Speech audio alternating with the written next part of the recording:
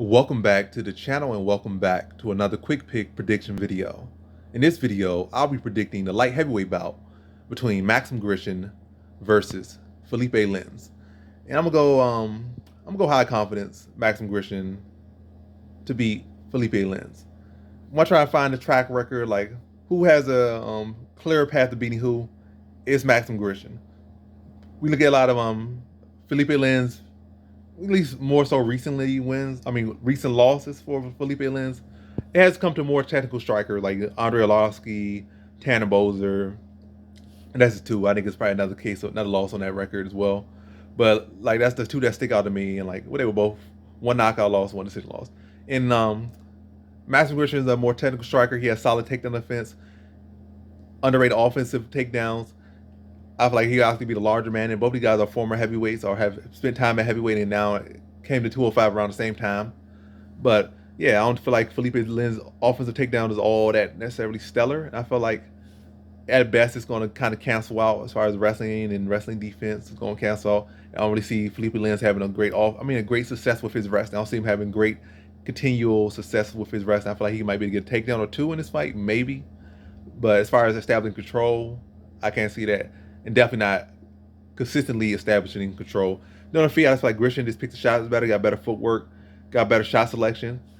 I feel like Philipe Lins just kind of gives up like defense and just kind of really just a aggressive, pressuring fighter that just kind of just lets his hands go. That's what he is. He's not a guy that's gonna really look to fill out too much. He's just gonna look to fill that space and then just let his hands go. That's what he does. And I feel like Grishin has shown plenty of times ability to. Now he does well against aggressive guys, or whether they're aggressive or guys that are looking to want to get in that pocket and trade, either keeping that distance or just peppering with the jab and staying on his toes and never really like moving straight back and just like maximize his distance, maximize his range, and just corralling these more aggressive fighters. I feel like against him, Grishin does well against aggressive fighters, and Philipe Lins, at least in recent years for sure, has struggled with the more technical strikers. So a guy that deals well with aggressive people, Philipe Lins is an aggressive fighter. A guy that's more of a textbook striker or a more technical striker, good footwork, very subtle, very clean, and polished, and also experienced. Both of these guys are older, but Maxim Grishin does fight with a more polished style, more experienced style that shows the grays on his whisker as well. So he shows his seniority. But anyway, nonetheless, I just feel like he matches up better to take advantage of Philipe Lins than Philipe Lins does to match up to take advantage of Grishin.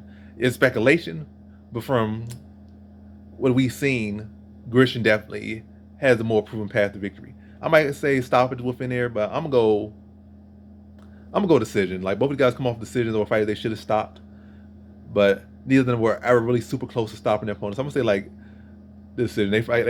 They're older guys. They're gonna try to let it go at times, but I don't feel like either gonna fully commit to the stoppage or do all that needs to be done to get it stopped. So, and let me say, Grishin's not gonna do all that's gonna need to be done because he's the one that's gonna win. I feel gonna win. I'm saying he's gonna win. I'm gonna say decision. Like stoppage should be on the table. It's definitely on the table, but I'm going with decision.